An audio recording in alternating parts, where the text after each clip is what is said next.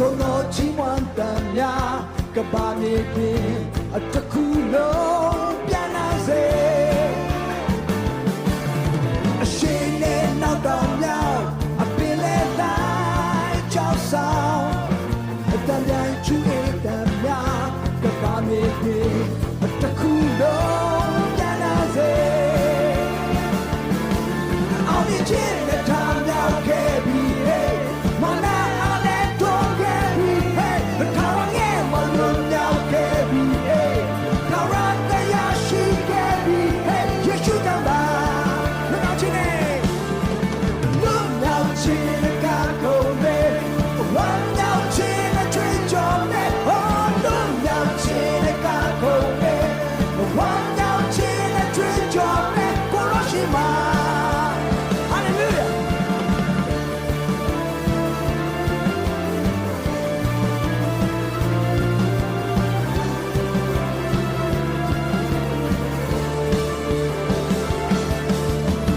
ရှိတော်သူပေါင်း